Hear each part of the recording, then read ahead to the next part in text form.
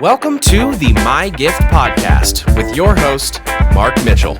Hello, and welcome back to episode 2 of the My Gift podcast series. I'm so honored that in week 1, for those of you who may have seen episode 1, my mother, Nancy Mitchell, flew all the way in from Indiana. She spent 15, 20 minutes with me sharing her gifts of teaching, of music, of making a difference in the lives of children in her community. And today I'm honored, I'm humbled as well to have another guest, which will go in a different direction. He is an international art dealer turned philanthropist. He's a New York Times best-selling author. He is a movie producer, an actor, and runs an incredible foundation.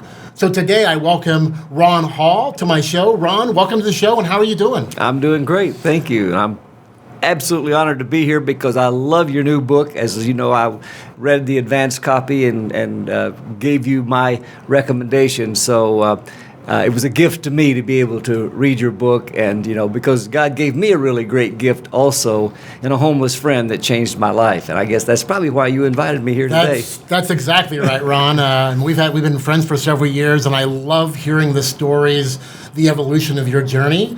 Let's go back to the beginning. Just for those who may not know the Ron Hall, the Denver story, tell us a little about how it all got started years ago. Well, I was rocking along in life. Everything seemed perfect. I mean, I don't know anybody that had a more beautiful, perfect life than what I thought I had. I had actually, at one point, my success, though, got to my head. And I had a moral failure in my marriage with my wife, and she forgave me, and I promised that I would do anything that she asked me the rest of our lives together. And the only thing she asked me to be was actually faithful, or to do. So I was faithful, and I was so thankful for the forgiveness. But fast forward 10 years after that moral failure, one day she had a literal dream about a homeless man who would change our lives. The next day she asked me if I would go into the inner city of Fort Worth in search of this man of her dreams. And, it's not something that I really wanted to do. It was not on my bucket list to go into the inner city looking for homeless people. But I had made her that promise 10 years earlier, and so I thought, I'm just going to do whatever she asked me to do. So that day we set out to go find this man of her dreams. She told me she had seen his face in the dream, and it was like a verse in Ecclesiastes 9:15 where Solomon wrote that there was found in the city a certain poor man who was wise, and by his wisdom the city was changed.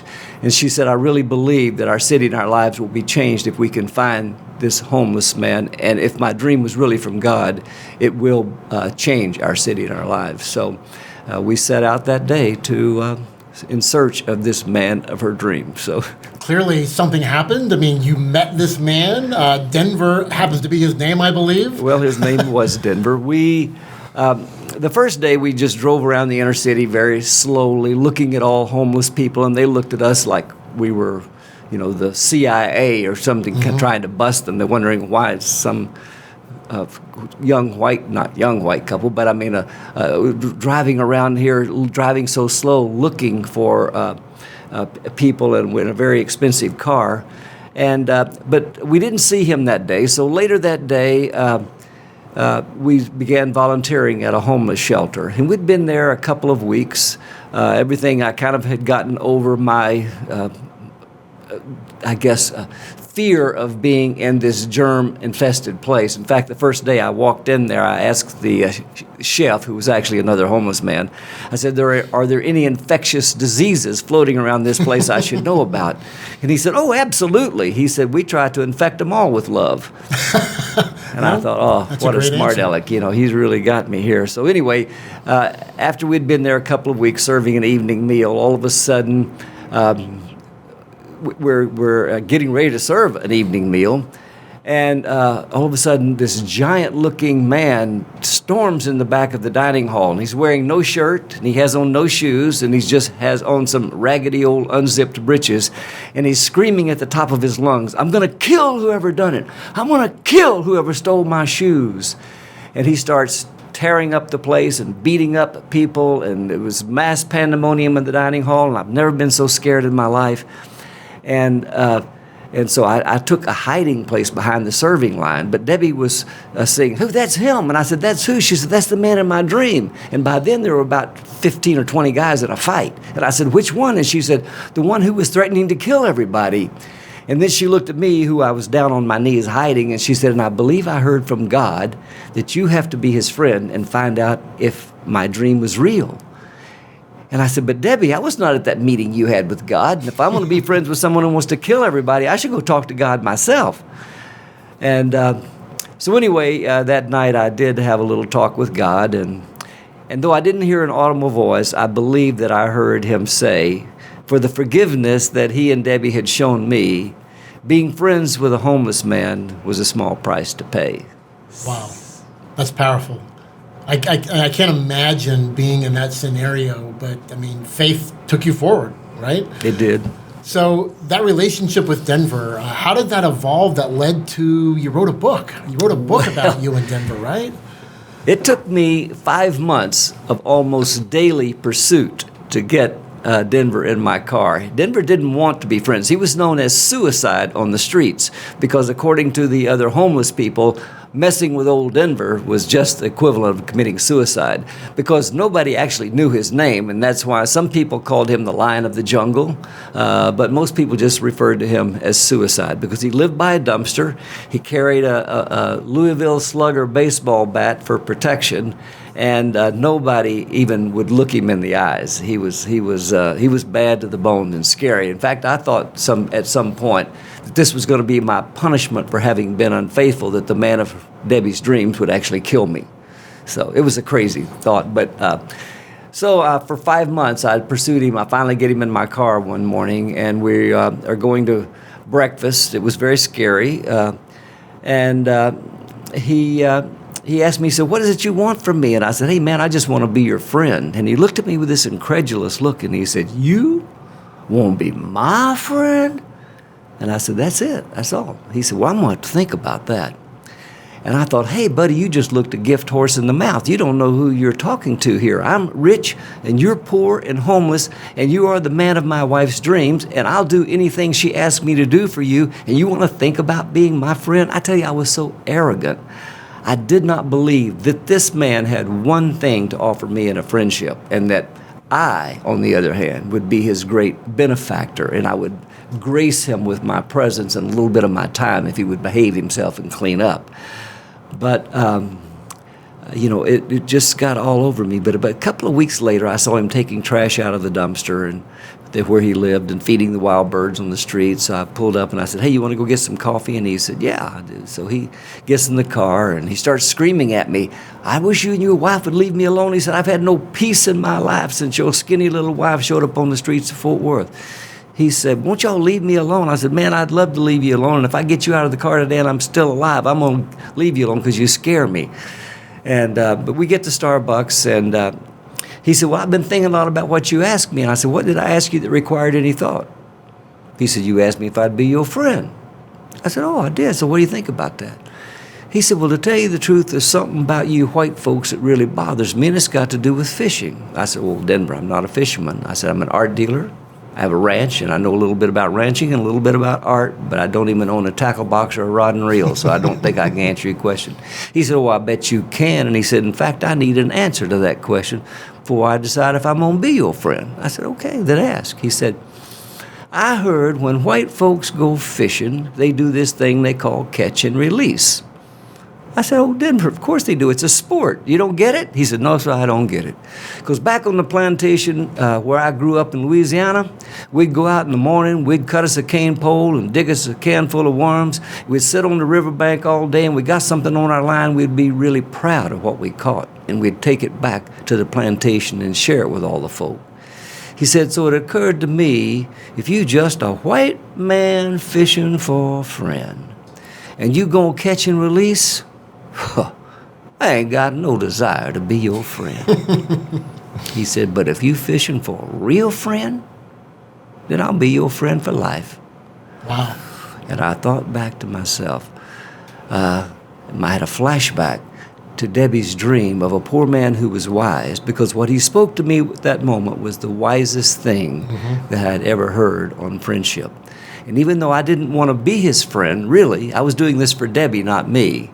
I mean, he hooked me with that catch and release. And so from that, we moved forward into a friendship that was closer than brothers. So. Wow, that's amazing. I mean, I think all of us have faced situations where we seek forgiveness, where we are afraid, and obviously you have conquered each one of those through the grace of our Lord Jesus Christ and staying faithful. Well, in fact, the first morning after our catch and release meeting, I went to the streets the next morning, and he was sitting by his dumpster.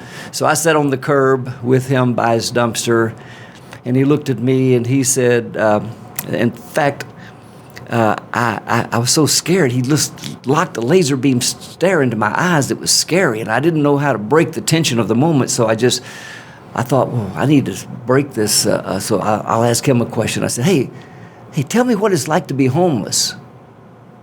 And he looked at me like I was like a cow looking at a new gate or something. He just like, are you crazy? And he said, why don't you tell me what it's like? I said, well, Denver, I've never been homeless. I live in a nice home. He said, let me tell you something, Mr. Ron. Whether we is rich or whether we is poor or something in between, this earth ain't no final resting place. He said, so in a way, we're all homeless. We just working our way back home. And then he asked me, he said, are you one of them Christians? And I thought about maybe he had seen a halo over my head or something. So I looked up, I didn't see a halo, and I said, yes, I am. So why do you ask? He said, because there's something about you, Christian, that really bothers us homeless folks. And I said, what is that? He said, well, I want to know is, why is it all you Christians worship one homeless man on Sunday and turn your back on the first one you see on Monday? He said, Mr. Ron, you never know whose eyes God is watching you out of, and it ain't going to be your preacher or your Sunday school teacher. He said, it might be a fellow that looks like me. He said, now it ain't me, but it might be a fellow that looks just like me, and God's checking you out to see what kind of person you are. He said, you know, most of y'all look at the homeless as a problem. He said, but God sees us as an opportunity for the faithful to show his love. You have mentioned a couple times this wise man, this man full of wisdom, and wow, I mean that's amazing, right? I mean, well, that's why I'm here today. Yeah, I mean it's unexpected that we receive these kind of gifts from the unexpected, right? Right. So how long did the relationship? Denver ultimately moved in with you? Denver is the one. A few months into our friendship, I became his very, very eager student. He was my professor. I called his classroom. I used to sit by the dumpster every day and listen to him, and I called that the University of Denver. And a few months into our friendship, he told me one day that what Miss Debbie was doing for the homeless, she had become precious to God. He said, when you become precious to God, you become important to the enemy. He said, so watch your backside. Something bad's getting ready to happen to Miss Debbie. 3 days later, she was diagnosed with cancer. And most doctors thought she would not live 3 or 4 months, but the good news is she lived 19 months. But during that 19 months, the man that I thought had nothing to offer me in a friendship every day showed up on our front doorstep, bringing us a beautiful word of wisdom and encouragement that he had gleaned from hours on his knees talking to God all night long. And on the final day she was on earth, he came to tell us that God had told him to tell her to lay down the torch and for him to pick it up and take it. And so he came and shared with us, and not long after he left, she passed. But her final words to me were, Ron, please don't give up on Denver. She said, God is going to bless your friendship in a way that you could never imagine. And so with that, after she died, Denver moved in with me. And we lived together for almost 11 years. And we traveled the country, raising awareness for the homeless, preaching not preaching because we weren't preachers. He said, we're just a couple of old sinners. You're an old art dealer and I'm an old ex-con. He said, we got a message of hope for those that ain't got none. So that's what we went out and told people. And together we helped raise more than $100 million for homeless all across America and tried to change the attitude of the way people see the homeless. And Denver said, he used to say, he said, he became almost a spokesman for racial unity, saying that it's not the color of our skin that divides us, it's the condition of our hearts. And, this man, this poor wise man, was honored at the Bush White House for his work with the homeless, for learning to read and write at age 72. That's amazing. So tell me how the White House experience was for you and for Denver. Oh, it was a marvelous experience. I can tell you that day when we walked into the President Bush's office, Laura Bush and Barbara Bush had invited us up there, but we walked into President Bush's office, and he, who was not there, but we waited about 2 or 3 minutes, and he walked in, and he looked at Denver, and he went straight to Denver, and he extended his hand and gave him a man hug, and he said, "Denver Moore, what an honor to meet you, sir." And I thought, wow, the President of the United States knows the formerly most dangerous, crazy homeless man on the streets of Fort Worth, Texas, who turns out wasn't so crazy or dangerous as everybody thought. Mm-hmm. And but anyway, we had lunch there with the Bush. We spent about 3 hours at the White House with a tour, and we had lunch with the Bush family. And as we were leaving that day, Denver's, you'll have to read, the whole account is in my new book, Working Our Way Home. But anyway, as we were leaving that day, we were speaking for Barbara Bush's foundation that night at the Washington Symphony Center. And as we were pulling away from the White House in a limousine, he starts laughing hysterically. And I said, "What's so dang funny, Denver?" He said, "Well, think about this, Mr. Ron. I done gone from living in the bushes to eating with the Bushes." He said, "God bless America. This is a great country." I said, "Sure." That is funny. I've had the privilege to meet President Bush and Laura on several occasions. In fact, we attend the same church here in Dallas. And what you described in the interaction with Denver surprises me none of that. He is everything that you would think he is, and the best of the best from a human being perspective. Yes. He's amazing. So that doesn't surprise me one bit. Well, how did all this turn into a book and a movie? I mean, it's an incredible story. It was after Debbie died, Denver moved in with me, and it was his idea to write the book. He was telling me one morning, he said, "Mr. Ron, there ain't nobody ever going to believe our story." He said, "We got to write us a book." And I said, "What's this we? You don't read or write, so who's going to write the book?" And he said, "Well, you know what I mean." He said, "I'm going to tell you my part of the story. You write it down. You already know your part, so you write that down. And so when we get through with them, we'll put it together, and that'll be our book." So for the next 3.5 years, we sat at the breakfast table, and we wrote us a book. And I can tell you, when we got through writing that book, we got turned down more than the sheets in a 5-star hotel. Nobody wanted to publish this book about an unknown art dealer and a homeless man, and nobody thought that story had any interest or value. So we self-published the book, and one of our self-published books ended up getting the hand of Thomas Nelson, the HarperCollins group. And they republished it under their brand. And then as soon as our book came out, it didn't do well at all. But all of a sudden, I get a call from Barnes & Noble in Houston, and they said, "Do you know who your number one fan is?" I said, "I didn't know we had any. Our books are not selling." And he said, "No, it's Barbara Bush. She loves your books. She's buying them by the tons, and we're sending them out all across America. In fact, she wants to know if it's okay if she gives you a call." And I thought, that may be the dumbest question you've ever asked. I mean, can Barbara Bush give me a call? I know the answer to that one. So anyway, she invited us to be a part of her celebration of reading, and so we started getting some notoriety from that. We got on a lot of TV shows and radio talk shows and things like that. And so one day we get a call from a film producer, said, "Hey, I did this movie called The Pursuit of Happiness, and they said we'd like to turn your book, Same Kind of Different as Me, into a film." So we signed a contract, and that began a 10-year process.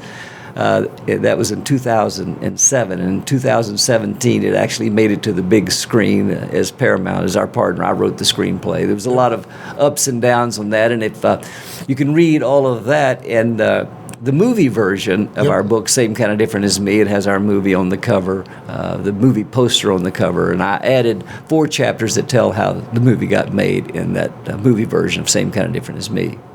No, I was blessed to be at the premiere here in Dallas a couple of years ago, and I don't know of anyone who has read the book or who has seen the movie who wasn't touched. It's an incredible story of redemption, of forgiveness of it's an incredible story. So thank you for putting it into the book. Thank you for putting it into the movie. How did all that turn into this amazing foundation? I mean, you've talked about $100 million that you've now raised through the foundation? Yes, that didn't actually come through our foundation, though. Our foundation is broke most of the time because we give it away to the homeless as fast as it comes in. But, other homeless shelters and cities that were having a problem. Every city has an opportunity to bless the homeless. I don't call it a problem. Everybody else calls it a problem. But Denver said, please don't refer to us as a problem. Refer to us as an opportunity. So we're trying to build tiny home villages and cities across America and encouraging people to do that. But we have spoken in almost every state to through the largest homeless organizations, and through these speeches and using our story and us, being the impetus for fundraising, our story, we've raised more than probably $110 million for the homeless. All of that money stayed in those cities with those organizations that invited us. Our own homeless foundation, we started 3 years ago because when our movie came out, there was talk about, this is going to be bigger than Blindside. There's going to be hundreds of millions of dollars coming in. And I thought, wow, hundreds of millions of dollars. What would we do with that except give it back to the homeless? Because this is what the story is. So we started a foundation, and obviously that didn't happen. Our movie was not financially successful. In fact, all of our investors lost their money, and I lost mine. But we still started the foundation, and we use that kind of as the 911 call and fulfillment center for emergency needs for smaller underfunded shelters. Yep. And it's a real honor to be able to meet some emergency needs. Sometimes when a homeless shelter, it's freezing outside and the city wants to cut off their electricity or heat or whatever else because they haven't been able to pay the bill in 3 months. So, we step in and do those kind of things. We have a maximum gift that we can give away is $2,500 just to meet small emergency needs, like when the van won't run and they can't get their clients to medical services and things like that. We repair vans, we buy emergency beds, we buy emergency sleeping bags and things like that when they're overrun with people in the wintertime. And so it's a fun thing to be able to know that God is using our story to meet emergency needs for the homeless. No, that's an incredible story. It's an incredible gift. I know during post the tragedy with Debbie's passing, God gave you another gift, and in your life came Beth. Oh, yes. He sure did. She is an amazing woman. I'd love to hear how she is helping in this foundation and how you guys have really worked together. Thank you for asking. I'll say that, I didn't ever plan on getting married again, and I was single 11 years after Debbie died. But I didn't think any woman would put up with a man going out on the road every day talking about his late wife. And it's a hard job for a woman to sit, and because she travels with me, and we do all this work for the homeless all across America. So every day after day after day, she has to hear the same story about how wonderful my first wife was. And she just goes with that and honors that and does that. But she is kind of heads up our homeless foundation, same kind of foundation and same kind of Different as Me foundation. And she picks up Debbie's torch and carries it every day. Of course, she never knew her. But she does know her and basically lives with her, because she's still very much a part of our life, as well as Denver. But fortunately, in our new book, Working Our Way Home, Beth came into my life at the end of Denver's life. So she got to, our first year of marriage, Denver was still with us. Mm-hmm. So she got to know Denver very well. In fact, he was going to be my best man at our wedding, but he got ill that day, and he never really recovered from that, so he was not able to come to the wedding. But he died about 10 months after we got married. So. Yep, no, it's an amazing story. As I sit and listen, as I have known you the last several years, I've gotten more and more passionate about things that I can do personally to help the homeless as well. So I'm trying to find my space through that. But people who are watching today who want to know how to help out the foundation. How do they get a hold of you? How do they get a hold of the foundation? What can people do to make a difference? Here, let's put something up on the screen. Let's help them. But all right. It's the Same Kind of Different as Me Foundation, also known as Same Kind Foundation, and it's samekindfoundation.org. You can Google Ron Hall, Homeless Foundation, all of these things. It all comes up just by Googling Ron Hall or Same Kind of Different as Me, and comes up, and it tells you many different ways that you can help the homeless, not only by giving money, but gives you ideas for that. But I have to say that our foundation helps an average of between 4,000 and 5,000 people a month get into homeless shelters all across America. Yeah, let me just say that again.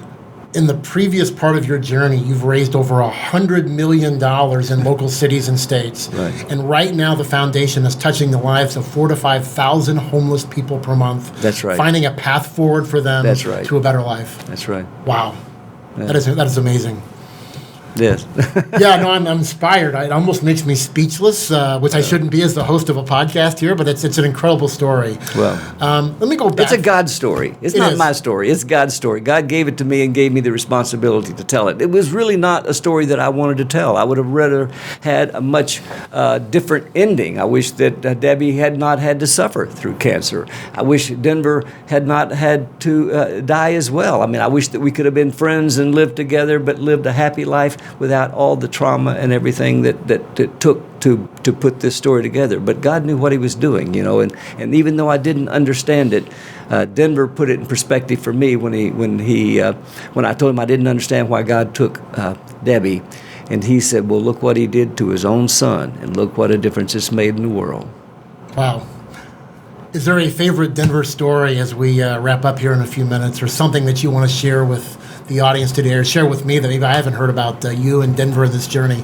Oh, every story of Denver is my favorite story, but Denver taught me so much, and I think one of the greatest things that he taught me is when I be walking the streets with him, and I would be talking bad about some homeless or some drunk homeless person, I'd say, tell me about that old drunk over there.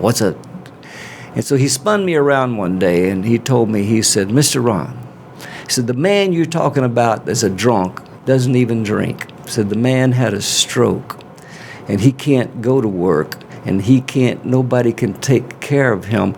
He was the hardest working bricklayer and rock man in Fort Worth, Texas, but and he made all that money. He chose to be homeless so he could send all of his money back to Mexico because he takes care of a big family back in Mexico. But after he had his stroke, he can't work. So you judged a man without knowing his story and what made him like he is. And he spun me around. We were on Main Street in Fort Worth. He said, what do you see down there at the end of the street? And I said, well, I see the courthouse. He said, you sure do. He said, let me tell you something, Mr. Ron. That courthouse is full of judges, and God ain't looking for no more of them. He said, God needs servants. So if you're going to walk the streets with me, you come as a servant, and you leave your judge's robe hanging in your closet back in your house. Well, if that's not a piece of wisdom for all of us, I think that then we're missing something, right? That's incredible. Yeah. Well, Ron, you have been an amazing guest today. I value our friendship, and I value your time to come spend 30 minutes or so at the studios today. Thank you. I'm glad you're here. It's a blessing to it. Glad to share the story, and thank you for your friendship. Well, thank you. Well, that's a wrap for episode 2 of My Gift podcast this week. I think if anyone was paying attention today, there are some amazing gifts of the journey we have in our lives. Gifts come in the form of forgiveness. Gifts come in the form of redemption. And gifts come oftentimes in unexpected ways and pleasures if we need to look through it. So I challenge you. Each of us has a gift. Each of you has a gift. And I challenge you today to share that gift with the rest of the world. So thank you. We'll see you again next week.